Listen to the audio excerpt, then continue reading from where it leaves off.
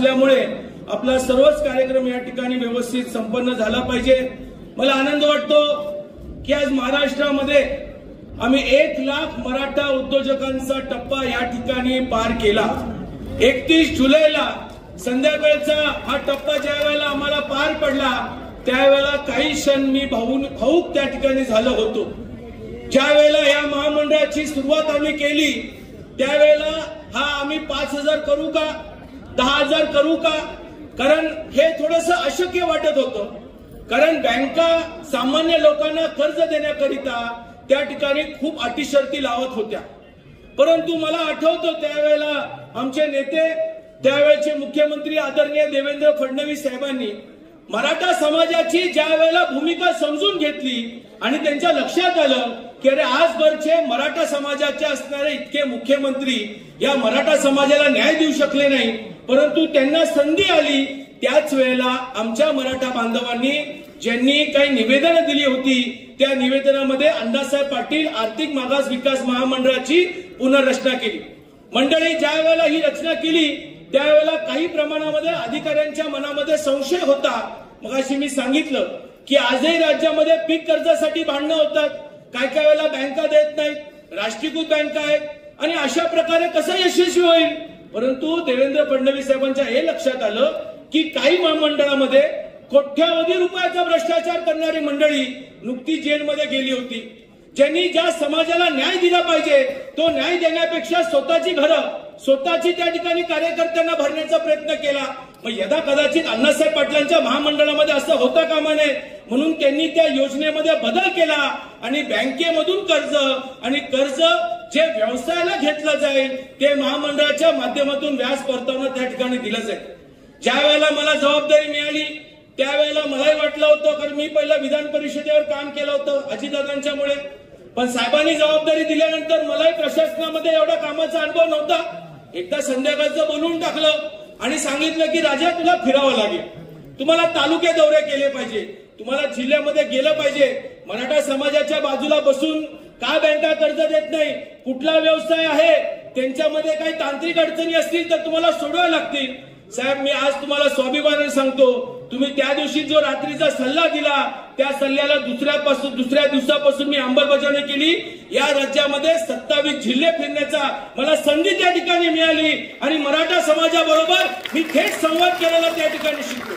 नक्कीच भारतीय जनता पक्षाचा एक मावळा म्हणून मी काम करत होतो, परंतु माझ्या कुठल्याच कलेक्टर बैठकीमध्ये कधीच गदारोळ झाला नाही, कधीच गोंधळ झाला नाही। उलट लोकांचं मला पाहण्याचा दृष्टिकोन अण्णासाहेबांचा मुलगा होता आणि मला त्यांना पाहताना हा मराठा आहे याला न्याय मिळाला पाहिजे आणि त्या न्याय मिळण्याच्या दृष्टिकोनातून मी काम केलं। आज 1 लाख टप्पा पार करत असताना मला खरंच मनापासून आनंद होतो की महाराष्ट्रातल्या सहकारी बँका राष्ट्रीयकृत बँका NBFCने 8,500 कोटीचं कर्ज आमच्या मराठा बांधवांना दिलं। खरंच सांगतो ऐतिहासिक निर्णय झाला। या राज्याचे मुख्यमंत्री असताना देवेंद्र फडणवीस साहेबांनी, या राज्याचे मुख्यमंत्री असताना एकनाथजी शिंदे साहेबांनी या योजनेमध्ये आजपर्यंत 850 कोटीचा व्याज परतावा आम्ही थेट लाभार्थ्यांना त्या ठिकाणी देऊ केलं।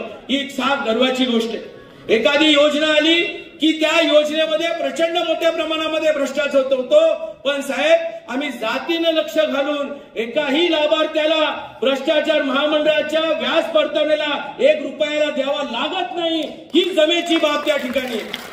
काही प्रमाणामध्ये पंतप्रधान मोदी साहेबांचं आम्ही या ठिकाणी मार्गदर्शन घेतलं। प्रत्यक्षात नाही तर अप्रत्यक्षामध्ये छोटे व्यवसाय गावामध्ये तयार करा, छोटे मोठे व्यापारी तयार करा। मग केंद्राच्या योजना आहेत पण त्याचबरोबर राज्य सरकारने पण योजना तयार केली। साहेब महामंडळाची ही योजना ही 100% यशस्वी झाली। साहेब या जिल्ह्यात कार्यक्रम घेण्याचं मेन कारण काय तर साहेब हा जिल्हा स्वर्गीय आमदार अण्णासाहेब पाटलांचा। या जिल्ह्यामध्ये पाटण तालुक्यामध्ये वडिलांनी आपली कारकीर्द सुरू केली, माथाडी चळवळीमध्ये काम केलं, मराठा चळवळीमध्ये काम केलं आणि म्हणून एखादा शासनामधून एखादा मोठा कार्यक्रम होत असताना सातारा जिल्ह्यामधून व्हावा असं मला वाटत होतं. योगायोगाने छत्रपती शिवेंद्रजी भोसलेंनी या ठिकाणी साहेबांना विनंती केली, साहेब एक आगळा वेगळा कार्यक्रम घेऊया. छत्रपतींचा आमचा हा स्वराज्य, ज्या छत्रपतींच्या मातीमधूनच, सातारच्या मातीमधूनच स्वराज्याची ज्या ठिकाणी शपथ घेण्यात आली, 18 पगड जात्या 12 बलुतेदारांना एकत्रपणे घेऊन छत्रपतींनी त्या ठिकाणी स्वराज्याची स्थापना केली. त्याच महामंडळाच्या माध्यमातून या राज्यामध्ये 1 लाख मराठा उद्योजक झाला, याचा पहिला कार्यक्रम आपल्या जिल्ह्यात व्हायला पाहिजे आणि म्हणून तो या ठिकाणी संपन्न झाला. या कार्यक्रमाला आम्हाला चांगलं मार्गदर्शन जिल्हा बँकेचं मिळालं. साहेब, जिल्हा बँकेने महाराष्ट्रामध्ये सातारा जिल्हा बँक ही पहिली बँक आहे ज्या बँकेने 2000 मराठा उद्योगांना कर्ज दिलं. ही महत्वाची बाब आहे, कारण सहकारी बँका त्या ठिकाणी लगेच कुणावरती विश्वास टाकत नाही, मॉर्गेज घेतात. परंतु जिल्हा बँकेने जातीनं, सरकारी साहेबांसारखे अधिकारी आहेत, आमचे चेअरमन नितीन पाटील असतील, आमचे नेते आदरणीय शिवेंद्रजी भोसले असतील, आमचे अनिल देसाई असतील, प्रचंड मंडळी त्या संचालक मंडळावरती जाऊन त्या ठिकाणी आमच्या या कार्याला हातभार लावला. आज मला सांगायला बरं वाटतं की सातारा जिल्ह्यामधून साधारण साहेब आम्ही 7500 लोकांना वेगवेगळ्या बँकेच्या माध्यमातून कर्ज वाटप झालेलं आहे आणि या बँकेमधून 717 कोटीचं त्या ठिकाणी कर्ज दिलेलं आहे आणि 60 कोटीचा व्याज परताना आज या ठिकाणी दिलेलं आहे. राष्ट्रीयकृत बँकांनी हातभार लावलेला आहे, सहकारी बँकांचं पण मोठं योगदान आहे. पण राज्यामध्ये एकंदर परिस्थिती जी आहे ती मी साहेब सांगतो. आपण मुख्यमंत्री असताना एसएलबीसीच्या मिटिंगला येत होता, जी राज्यस्तरीय बैठक असते ज्याच्यामध्ये नाबार्डचे अधिकारी, आरबीआयचे अधिकारी. पण साहेब, जो काही दगाफटका झाला त्यानंतर आजपर्यंत एसएलबीसीला मुख्यमंत्री येत नाही. एसएलबीसीला मुख्यमंत्री येणं याचं कारण असं आहे की केंद्र आणि राज्य सरकारच्या वेगवेगळ्या योजना आहेत, त्या योजना ज्यांनी राबवायच्या राष्ट्रीयकृत बँकांवरती त्यांच्यावरती एक वचक राहतो. सुदैवाने तुमच्याच मार्गदर्शनाखाली आजपर्यंत जेवढ्या एसएलबीसी झाल्या त्या प्रत्येक एसएलबीसी मधून आपली भूमिका, सरकारची भूमिका आणि महामंडळामधून राष्ट्रीयकृत बँकांना कर्ज मिळालं पाहिजे अशा प्रकारची मी विनंती करत आलेलो आहे. साहेब, आपल्या नेतृत्वाखाली मराठा समाजाला जे मिळालं त्याचा थोडक्यामध्ये मी या ठिकाणी उल्लेख करतो.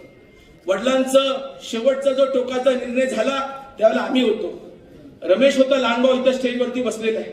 आम्ही डोळ्यानं पाहिलेलं आहे, आम्ही आमच्या वडिलांचं रक्त बघितलेलं आहे. पण ज्या वेळेला मी साहेबांच्या नावाचा उल्लेख करून या चळवळीमध्ये काम करतो त्यावेळेला आम्हाला सोशल मीडियावरून टीका होतात.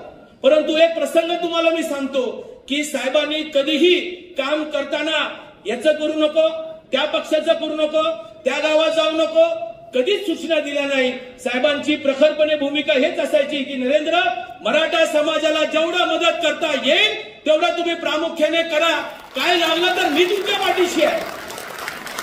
आज या राज्यामध्ये मराठा समाजाच्या तरुणांना सारथी संघटना तयार केली. सारथीमधून आमची मुलं एमपीएससी मध्ये लागली, यूपीएससी मध्ये गेली. आज 800 ते 900 मुलं या ठिकाणी कलेक्टर झाले, अधिकारी झाले. हे साहेब आपल्या दूरदृष्टीमुळे झालेलं आहे. आजपर्यंत राज्यकर्त्यांनी मराठा समाजाला फक्त वापर केलेला आहे, मग राष्ट्रवादी काँग्रेस असू दे किंवा काँग्रेस पक्ष असू दे. पण तुम्ही प्रत्यक्षामध्ये मराठा समाजाच्या आंदोलनाला सामोरं जात असताना त्यांना न्याय मिळवून देण्याचं काम केलं. हे जाहीरपणे मी या ठिकाणी सांगतो, अण्णासाहेबांचा मुलगा म्हणून मी या ठिकाणी सांगतो. मी काय साहेबांची तरफदारी उगीच करत नाही. त्या व्यक्तीबरोबर, त्या नेत्याबरोबर 2016 पासून मी त्या ठिकाणी जोडलेलं आहे. माथाडी कामगारांचा प्रश्न असू दे किंवा मराठा समाजाचा प्रश्न असू दे, कधी त्यांनी हात झटकता घेतला नाही. परंतु आमचे काय बांधव ज्या वेळेला त्यांच्यावरती टीका टिप्पणी करतात त्यावेळेला आम्हाला वाईट वाटतं. साहेब, एक जिवंत उदाहरण देतो. एक जालना जिल्ह्यामध्ये लाभार्थीचा मला फोन येतो. मी सगळ्यांचा फोन अटेंड आणि व्हॉट्सअपला रिप्लाय करतो. त्याची महामंडळामध्ये काय अडचण होती, मी अडचण सोडवली आणि त्या मित्राने काय केलं, साहेबांच्या विरोधातला एक व्हिडिओ त्या ठिकाणी त्यांनी ब्रॉडकास्ट केला. त्यांनी मलाही ब्रॉडकास्ट केला. मलाही आश्चर्य वाटलं. मी त्याला परत फोन केला, अरे बाबा, तुझं आताच महामंडळाचं काही तांत्रिक अडचणी होत्या, ते मार्गीच लावल्या, तुम्हाला धन्यवाद दिलास. मग ज्या नेत्याच्या मार्गदर्शनाखाली मी काम करतो, ज्या नेत्याने या महामंडळाची पुनर्रचना केली, त्यांच्याबद्दल तू वाईट व्हिडिओ कसा काय मला पाठवला. तो थोडासा थांबला, त्यानं विचार केला. आजही मेसेज मी त्याचा तसाच मोबाईलमध्ये ठेवलाय. तो मला सॉरी बोलला. पण माझी मराठा बांधवांना एक विनंती आहे, नक्कीच तुम्ही आंदोलन केलं पाहिजे. नक्कीच या ठिकाणी मराठा समाजाला आर्थिक निकषावरती आरक्षण मिळालंच पाहिजे आणि त्याच्यामध्ये कुठल्याच प्रकारे तडजोड नको. अरे पण ज्या नेत्यांनी केलंय त्याच्याबद्दल, अरे ज्यांनी काय केलं नाही त्या काकांच्या बद्दल आपण कधी बोलत नाही. काकांनी काय केलं, काय दिवे लावले मराठा समाजाला, त्यांच्याबद्दल काहीच बोलायला तयार नाही आपण. पण ज्यांनी दिलं त्यांच्याबद्दल आपण अशा प्रकारे टीका करतात. आणि मी त्यांच्या सानिध्यात आहोत, त्यांच्या मार्गदर्शनाखाली काम करतो. कधीही नरेंद्र मराठा आहे म्हणून याला वेगळी वागणूक दिली नाही. जास्त जरी दिली नसली तरी कमी तर दिली नाही. आणि कधी मी प्रश्न मांडला मराठा समाजाचा तर त्यांनी कधी नजरअंदाज केला नाही. आज या राज्यामध्ये मुख्यमंत्री ज्यांनी पहिल्यांदा सभागृहामध्ये शपथ घेतली की मी राज्याचा मुख्यमंत्री असला तरी मी मराठा समाजाच्या पाठीशी खंबीरपणे उभा आहे. आदरणीय एकनाथ शिंदे साहेबांचं या महामंडळामध्ये तेवढंच योगदान आहे. त्याचबरोबर त्यांचं त्या ठिकाणी काही मराठा विषयावरती पण मोठं योगदान आहे. आज कुणबी प्रमाणपत्राची मराठवाड्यातून मागणी झाली, त्या मागणीच्यामुळे त्यांनी विशेष बाब म्हणून आदरणीय देवेंद्र फडणवीस साहेब आणि एकनाथ शिंदेनी काही कार्यक्रम लावला, करेक्ट कार्यक्रम लावला. 3.5 महिन्यामध्ये लाखोच्या संख्येने कुणबी प्रमाणपत्र त्यांनी शोधून काढले. हे सोपे होत नाही. अहो काय लोकांना 5-5 वर्ष लागतात.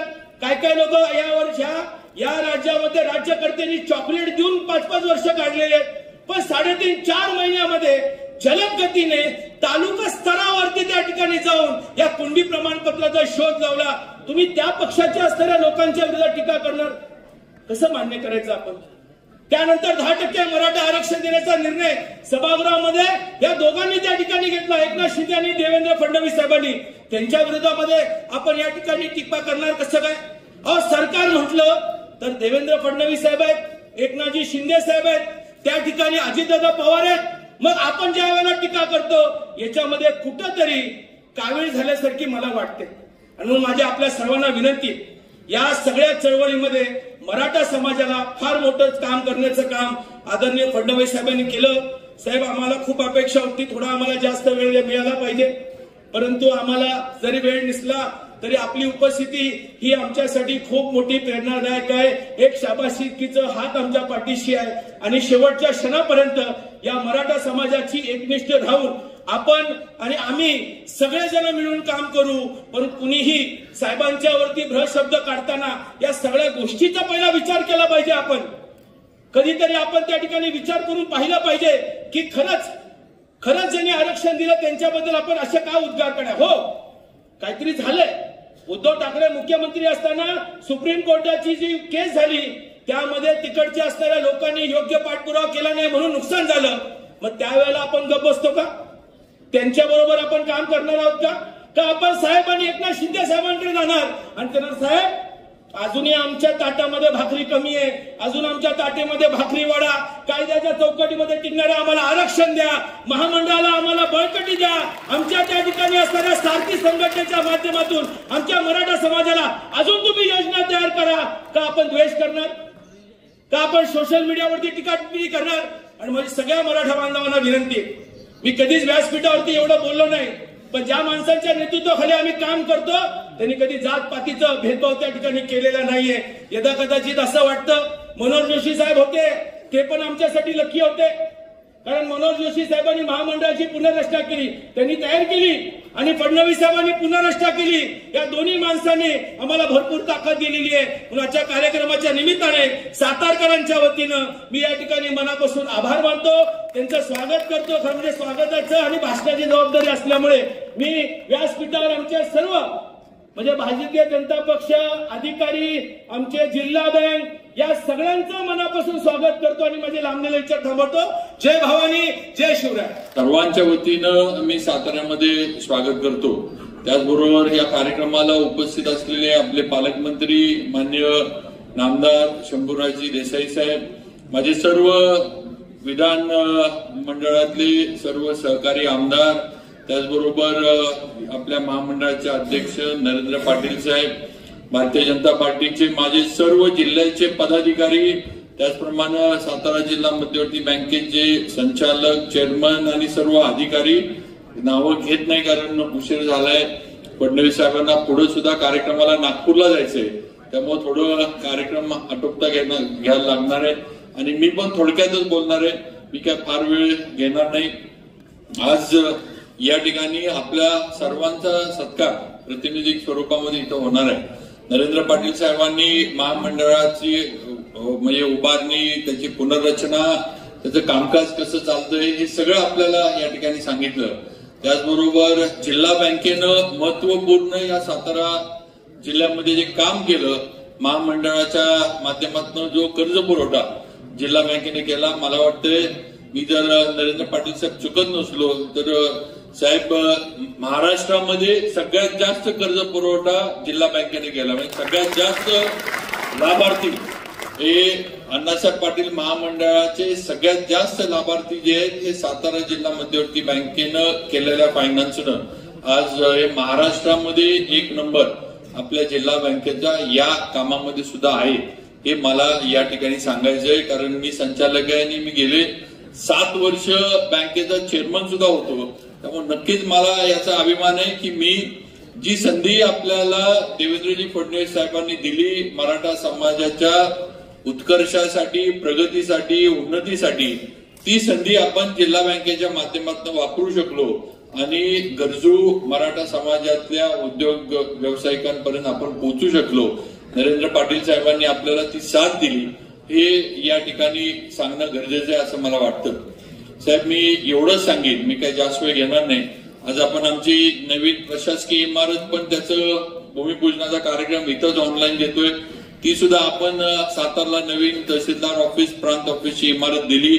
आपण असाल, विखे पाटील साहेब असतील, यांनी हा प्रकल्प मंजूर केला, त्याचं आता काम सुरू होतंय. त्याबद्दल सुद्धा सातारकरांच्या वतीनं मी साहेब आपले आभार मानतो. साहेब माझी एकच विनंती आपल्याला अजून आहे, मागे सुद्धा अधिवेशनामध्ये आपल्याला मी ती केली होती. आपण असाल, मुख्यमंत्री असाल, आपण ती इथंच मला वाटतं कार्यक्रम आपला झाला होता, त्या ठिकाणी आपण केलं होतं की जसं आपण कोल्हापूरला साहेब शांतीच्या माध्यमातून मराठा समाजाच्या मुलांसाठी हॉस्टेल देत आहे. आमचं म्हणणं आहे की आमचे सातारा पण तसं पहिलं तर साहेब सातारा ही मराठ्यांची थोरली गादी आहे आणि सातारा ही राजधानी म्हणून मराठ्यांची ओळखली जाते. तर म्हणजे आम्हाला कोल्हापूर बद्दल आमची तक्रार नाही काय, पण आमचं म्हणणं आहे की सातारला सुद्धा न्याय मिळावा आणि खास बाब म्हणून आम्हाला सुद्धा मराठा समाजाच्या मुलांसाठी हॉस्टेल हे आमच्या इथं सुद्धा व्हावं. पालकमंत्री, कलेक्टर साहेब हे आपल्याला लगेच जागा उपलब्ध करून देतील. एकदा आपण खाली सूचना केल्या की फक्त हे काम जे आहे आमच्या मराठा समाजाच्या मुलांसाठी साताऱ्यामध्ये व्हावं.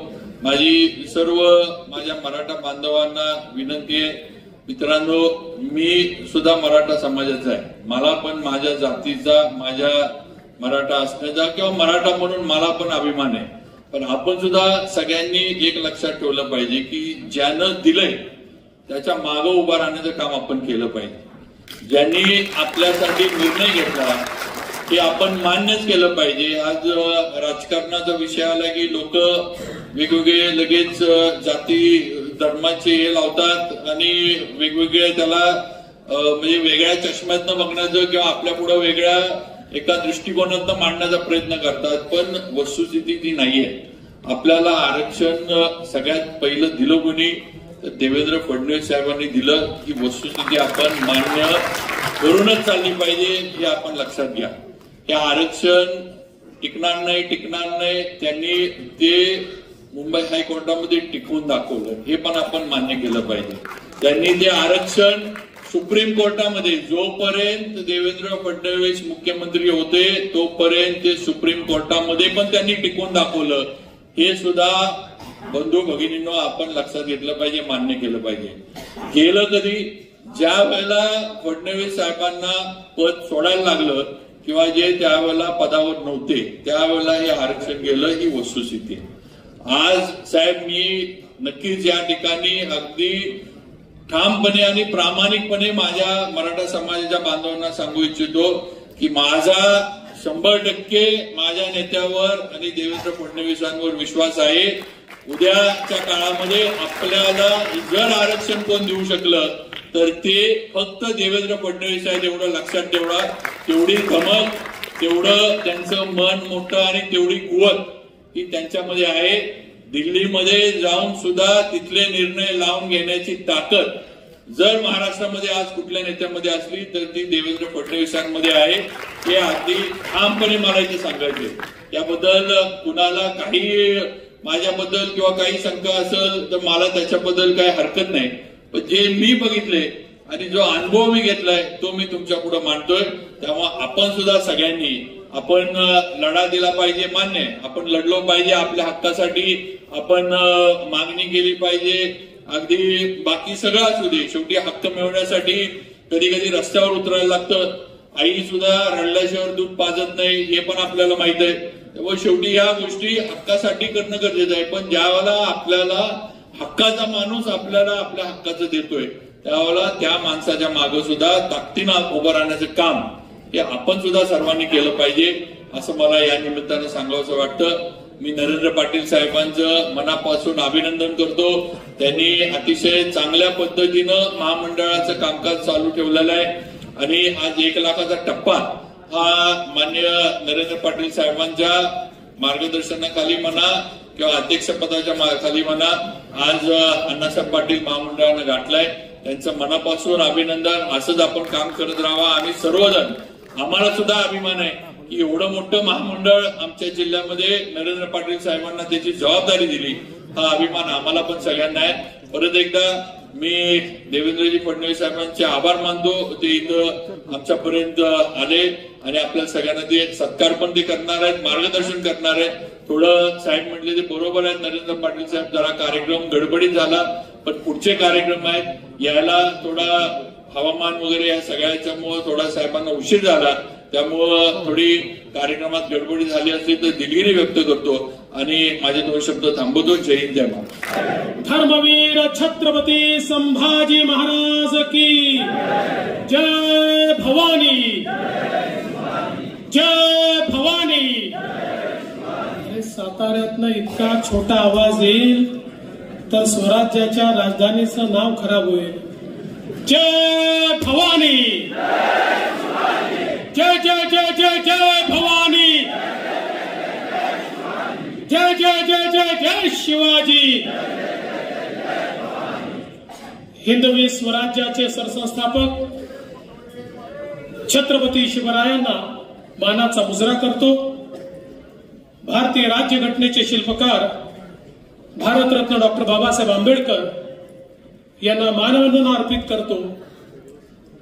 मराठा समाजाकरता संघर्ष करत सर्वात पहिल्यांदा ज्यांनी आपलं बलिदान दिलं ते स्वर्गीय अण्णासाहेब पाटील यांच्याही चरणी नतमस्तक होतो. आणि आज ज्यावेळी स्वर्गीय अण्णासाहेब पाटील मागास आर्थिक विकास महामंडळाच्या माध्यमातून 1 लाख उद्योजकांचा टप्पा पार पडला, त्यानिमित्ताने आयोजित या कार्यक्रमामध्ये मंचावर उपस्थित असलेले राज्याचे उत्पादन शुल्क मंत्री आणि जिल्ह्याचे पालकमंत्री ज्यांनी मला घाई असल्यामुळे आपलाही बोलण्याचा वेळ मला दिला असे आमचे मित्र शंभूराज देसाईजी, या ठिकाणी मंचावर उपस्थित असलेले श्रीमंत छत्रपती माननीय शिवेंद्रराजे भोसलेजी, सन्माननीय महेश दादा शिंदेजी, सन्माननीय जयकुमार गोरेजी, सन्माननीय रणजित सिंह नाईक निंबाळकरजी, दिलीप येळगावकरजी, धैर्यशील कदमजी, जितेंद्र टुडी, समीर शेख, त्याचप्रमाणे श्रीमती नागराज, ज्यांचा विशेष उल्लेख या ठिकाणी मी करेन. हा 1 लाखाचा टप्पा पार पडला तो केवळ एका व्यक्तीमुळे आणि त्या व्यक्तीचं नाव आहे नरेंद्र अण्णासाहेब पाटील. सौ प्राचीताई, या ठिकाणी मंचावर उपस्थित श्री अनिल पाटील, राजेंद्र सरकाळे, राजेंद्र भिलार, रमेश पाटील, सर्वच मंचावरील मान्यवर, या ठिकाणी या महामंडळाचे लाभार्थी असलेले आमचे भगिनी आणि बंधू आणि मोठ्या संख्येने उपस्थित असलेल्या माझ्या माता भगिनी आणि बंधूंनो, स्वराज्याच्या राजधानीमध्ये छत्रपती शिवरायांचा आशीर्वाद घेऊन आज हा एक अत्यंत महत्वपूर्ण कार्यक्रम आपण पार पाडतोय। 1 लाख मराठा उद्योजक या ठिकाणी तयार करण्याचं काम हे स्वर्गीय अण्णासाहेब पाटील आर्थिक मागास महामंडळाच्या माध्यमातून या ठिकाणी झालं आणि त्यातल्याच काही निवडक अशा लाभार्थ्यांचा सत्कार देखील आपण या ठिकाणी केला। ही भूमी स्वराज्याची भूमी आहे, छत्रपती शिवरायांची भूमी आहे। महाराष्ट्राला राजकीय नेतृत्व देणारी, सामाजिक नेतृत्व देणारी, सांस्कृतिक नेतृत्व देणारी वीरांची भूमी, नेत्यांची भूमी, संतांची भूमी, समाज सुधारकांची भूमी, अशा प्रकारच्या भूमीमध्ये मी खरोखर छत्रपती शिवेंद्रराजे यांचे मनापासून आभार मानेन की त्यांनी आणि नरेंद्रजींनी संकल्पना मांडली आणि मला आग्रह केला की 1 लाख उद्योजक तयार झाले आहेत। हा एक महत्वपूर्ण टप्पा आहे आणि या टप्प्याला हा कार्यक्रम आम्हाला करायचा आहे। या कार्यक्रमाला तुम्ही आलं पाहिजे आणि मला आज अतिशय आनंद आहे की आज आपल्यामध्ये मी उपस्थित आहे। खरं म्हणजे या ठिकाणी सांगितलं पाहिजे की ज्यावेळेस मुख्यमंत्री म्हणून काम करण्याची संधी मला मिळाली, सुरुवातीच्या काळामध्ये मराठा समाजाने ज्यावेळी अतिशय शांततेनं आरक्षणाकरता मोर्चे काढले आणि समाजाशी एक डायलॉग आम्ही सुरू केला की नेमकं काय केलं पाहिजे आणि त्यावेळी असं लक्षात आलं की आरक्षण तर आवश्यक आहेच, कारण मराठा समाजामध्ये एक मोठा घटक आहे ज्यांनी वर्षानुवर्ष संघर्ष केला, गावगाडा सांभाळला, 18 पगड जातींना सोबत घेऊन त्या ठिकाणी काम केलं, पण दुर्दैवाने हा एक मोठा घटक शैक्षणिक आर्थिक दृष्ट्या कुठेतरी मागास राहिला आणि मग या समाजाला पुढे नेलं पाहिजे। राज्यकर्ते म्हणून सर्वांची जबाबदारी आहे आणि म्हणून त्या निमित्ताने आरक्षणाचा विचार तर आम्ही सुरू केलाच, पण त्याच वेळी लक्षात आलं आरक्षण हा सगळ्यात महत्वाचा टप्पा आहेच, पण समाजामध्ये परिवर्तन करायचं असेल तर आरक्षणासोबत अजून अनेक गोष्टी कराव्या लागतील। कारण आरक्षणाचा जर विचार केला तर नोकऱ्यांच्या संदर्भात वर्षाला 25-26 हजार नोकऱ्या निघतात। 10% आरक्षण, 15% आरक्षण म्हटलं तरी 2600-3000 नोकऱ्या, याने एवढ्या मोठ्या समाजाचं आमूलचूल परिवर्तन नाही होऊ शकत, तेही महत्वाचंच आहे, पण त्यासोबत आम्हाला समाजाला जास्तीत जास्त संधी निर्माण करून दिली पाहिजे। आणि म्हणून मग आम्ही हा विचार केला की एकीकडे आरक्षणाच्या माध्यमातून नोकरीमध्ये तर सहभागी करून घेऊच, पण त्यासोबत केवळ नोकरी मागणारे नाही तर नोकरी देणारे देखील मराठा समाजामध्ये तयार झाले पाहिजे। आणि मग स्वर्गीय अण्णासाहेब पाटील आर्थिक विकास महामंडळाची पुनर्रचना आम्ही केली आणि पुनर्रचना केल्यानंतर या माध्यमातून उद्योग करण्याकरता आपल्याला त्या ठिकाणी कर्ज देता आलं पाहिजे, ज्याचा उल्लेख नरेंद्रजींनी केला असं लक्षात आलं। अनेक महामंडळांनी कर्ज दिली, कोणी ती कुठे वापरली माहिती नाही। त्यामुळे सिरियस उद्योजक जर तयार करायचे असतील तर बँकांच्या माध्यमातून कर्ज दिलं पाहिजे, जेणेकरून प्रोजेक्ट रिपोर्ट तयार होतो, सिरियसनेस त्याच्यामध्ये असतो आणि सगळा व्याज परतावा त्याचा केला पाहिजे। आज या ठिकाणी मला सांगताना आनंद वाटतो 8,500 कोटी रुपये, म्हणजे मला आठवतं की त्या काळामध्ये मागणी व्हायची की 1,000 कोटी रुपये महामंडळाला द्या, 2,000 कोटी रुपये महामंडळाला द्या, 1,000-2,000 कोटी नाही, 8,500 कोटी रुपयाची कर्ज महामंडळाच्या माध्यमातून आज मराठा तरुणांना त्या ठिकाणी मिळाली आणि याचं संपूर्ण व्याज महामंडळ भरताय। 825 कोटीचं व्याज आतापर्यंत भरलाय आणि भविष्यात देखील हे महामंडळ व्याज भरत राहणार आहे।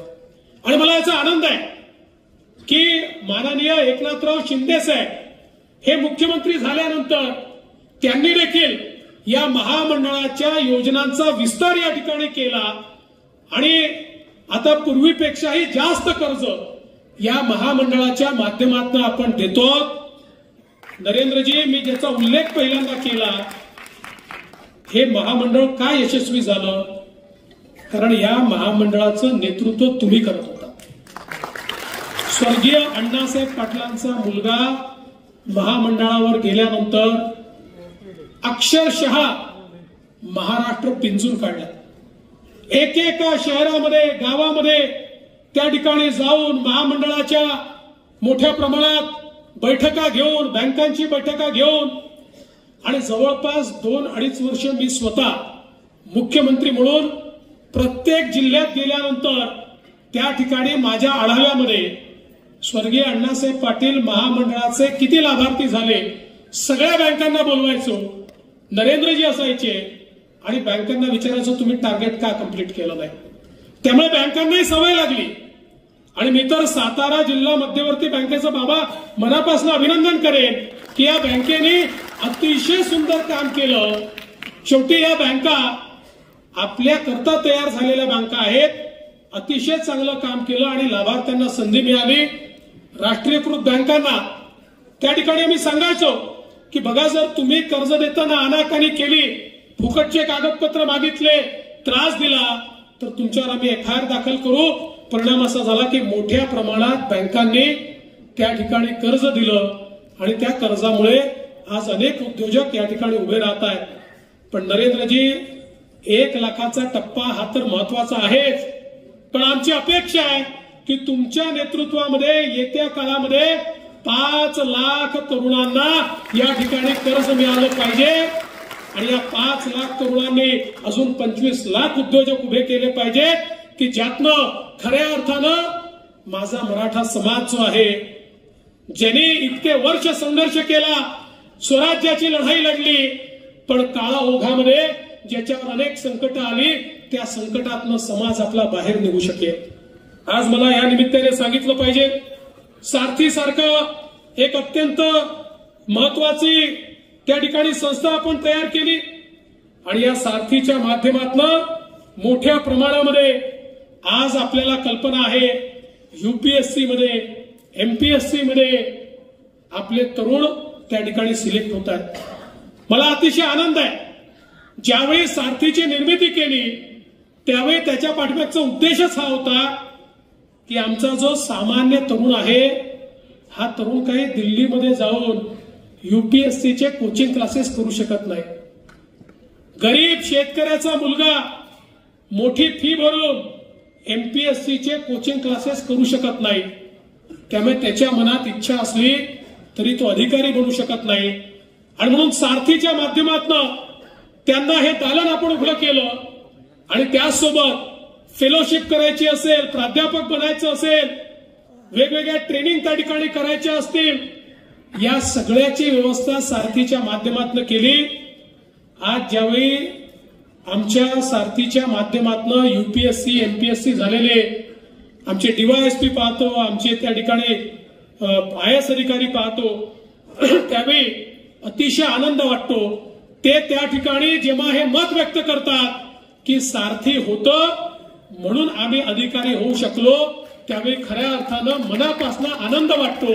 शेवटी समाजामधली सुधारणा, समाजामधला विकास, समाजातल्या तरुणाईचा विकास हा केवळ भाषणांनी होऊ शकत नाही, त्याकरता कार्ययोजना करणं हे गरजेचं असतं। आज सारथीने ती कार्ययोजना करून दाखवली आणि त्यामुळे मोठ्या प्रमाणात हे परिवर्तन आपल्याला पाहायला मिळत आहे। आज आपण हॉस्टेलची योजना सुरू केली आणि बाबा तुम्ही हॉस्टेलची मागणी या ठिकाणी केली आहे, निश्चितपणे पालकमंत्री महोदय आपण जागा त्या ठिकाणी उपलब्ध करून दिली तर तात्काळ आपण हॉस्टेल या ठिकाणी सातारमध्ये देखील सुरू करू आणि केवळ आपण हॉस्टेल करून थांबलो नाही, हॉस्टेल जिथे व्हायला वेळ आहे, ज्या ठिकाणी हॉस्टेलमध्ये जागा कमी पडते त्या ठिकाणी आमच्या विद्यार्थ्यांना निर्वाह भत्ता देण्याचा निर्णय देखील आपण त्या ठिकाणी केला। आपल्या लक्षात आलं, साधारणपणे अनेक मराठा तरुण तरुणी त्यावेळेस आम्हाला भेटायचे, ते म्हणायचे अहो बघा त्या ठिकाणी SC ST ला सवलत आहे, OBC ला सवलत आहे. आम्ही काय घोडं मारलं? आम्हाला कुठली सवलतच त्या ठिकाणी मिळत नाही. आम्ही मोठ्या मोठ्या कॉलेजेसमध्ये शिकायचं कसं? आमचे आईबाप आमची फी भरू शकत नाही. त्यामुळे जशी OBC ला अर्धी फी राज्य सरकार त्या ठिकाणी भरतं, तशी आमच्या करता देखील भरली गेली पाहिजे.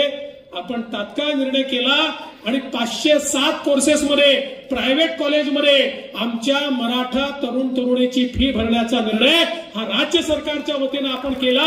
1600 कोटी रुपये वर्षाला त्याला द्यायला सुरुवात झाली. आणि आता तर मला या गोष्टीचा आनंद आहे, माननीय शिंदे साहेबांच्या नेतृत्वात आमच्या सरकारने मुलींकरता तर मोफत शिक्षणाचा निर्णय घेऊन टाकला. आता या 507 कोर्सेसमध्ये 1 रुपयाची फी देखील आमच्या मुलींना या ठिकाणी भरावी लागणार नाही. शिक्षणाचा प्रश्न हा सोडवण्याचा आपण प्रयत्न केला, हॉस्टेलचा प्रश्न सोडवण्याचा प्रयत्न केला आणि या माध्यमातून आमच्या तरुणाईचा सर्वांगीण विकास झाला पाहिजे, अशा प्रकारचा आपला प्रयत्न आहे.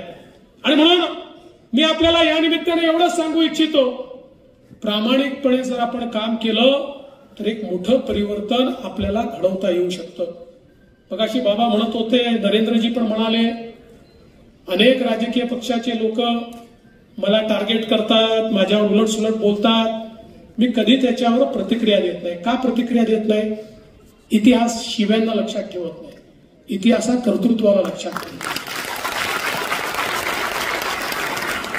जोपर्यंत स्वर्गीय अण्णासाहेब पाटील आर्थिक विकास महामंडळ आहे, जोपर्यंत सारथी आहे, जोपर्यंत या सगळ्या योजना आहेत, या सगळ्या योजनांचा ज्यावेळेस मूल्यमापन होईल त्यावेळी या योजना सुरू करणारा देवेंद्र फडणवीस होता हे म्हणावं लागेल. या योजनांना समृद्ध करणारे एकनाथराव शिंदे होते हे म्हणावं लागेल. त्यामुळे इतिहास शिव्या शापांना कधीच लक्षात ठेवत नाही, इतिहास कर्तृत्वाला नेहमी लक्षात ठेवतो. आणि आमचा प्रयत्न आहे की कुठल्याही परिस्थितीमध्ये मराठा समाजाला त्या ठिकाणी न्याय मिळाला पाहिजे.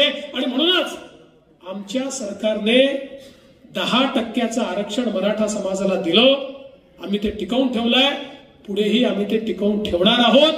मराठा समाजाला या ठिकाणी नोकऱ्यांमध्ये संधी मिळायला सुरुवात झाली. आता आपण 17,000 पोलिसांची भरती केली. आपण त्याच्यामध्ये पाहू शकता 10%पेक्षा जास्त मराठा तरुणांना पोलीसमध्ये त्या ठिकाणी आता जागा मिळालेली आहे. आणि जवळपास 1 लाखाची भरती आपण या ठिकाणी आपली प्रोसेसमध्ये काही झाली आहे. या प्रत्येक ठिकाणी आपल्या 10% आरक्षणामुळे मराठा समाजाच्या तरुणांना नोकरीमध्ये संधी मिळते. आता हे आरक्षण कसं असावं? मतमतांतर असू शकतात, पण आम्ही सगळ्यांचं म्हणणं ऐकून घेतलं. मग त्या ठिकाणी शिंदे समितीची निर्मिती केली आणि शिंदे समितीच्या माध्यमातून नोंदी शोधून काढल्या. पण आमच्या मुख्यमंत्र्यांचं एक म्हणणं निश्चित आहे आणि ते योग्यही आहे की आपल्याला सगळ्या समाजांना सोबत घेऊन चालायचं आहे. मराठा समाज असा आहे की ज्या समाजाने सर्व 18 पगड जातींना सोबत घेऊनच कामकाज केलेलं आहे. 18 पगड जातींना त्या ठिकाणी नेतृत्व दिलेलं आहे. त्यामुळे सगळ्यांना सोबत घेऊन, पण त्याच वेळी मराठा समाजाची अस्मिता, मराठा तरुणांचे हक्क, त्यांचे अधिकार त्यांच्यापर्यंत गेलेच पाहिजे, ही भूमिका आमची देखील आहे. त्यामुळे सगळ्या प्रकारच्या प्रश्नांवर चर्चेतनं मार्ग काढून आपल्याला समाजाचं जास्तीत जास्त भलं करता येईल. आणि हे भलं करत असताना कुठले तरी चुकीचे निर्णय घेऊन आपण पळून जायचं असं न करता योग्य कायद्याच्या चौकटीतले निर्णय आपल्याला कसे घेता येतील हा आमचा सातत्याने प्रयत्न राहिलेला आहे. आणि म्हणून आजच्या या निमित्ताने या सगळ्या तरुणांना, ज्यांनी 1 लाख तरुणांनी ज्यांनी स्वतःच्या पायावर उभं राहून या ठिकाणी इतरही तरुणांकरता एक मार्ग प्रशस्त केलाय, त्यांनाही मी विनंती करणार आहे की तुम्ही आता प्रयत्न करा. तुम्हाला याची कल्पना आहे की कशा प्रकारे हे कर्ज मिळतं, कशा प्रकारे व्यवसाय सुरू होतो. तुमच्यापैकी प्रत्येकाने 5-5 तरुणांना जरी प्रेरित केलं तरी देखील या ठिकाणी एक मोठा उद्योजकांचा संच आपल्या मराठा समाजाचा उभा राहील. आणि त्याकरता आपण सगळ्यांनी प्रयत्न करावा ही आपल्याला विनंती करतो. आणि यासोबत आजच्या या कार्यक्रमामध्ये आपण मला निमंत्रित केलं त्याबद्दल आभार मानत असताना आपण माझा सत्कार केला. पण हा खरा सत्कार केला पाहिजे तो नरेंद्र अण्णासाहेब पाटील यांचा केला पाहिजे। आणि म्हणून मी जाता जाता त्यांचा सत्कार करतो आणि माझं बोलणं संपवतो। धन्यवाद। जय हिंद, जय महाराष्ट्र, जय शिवराय।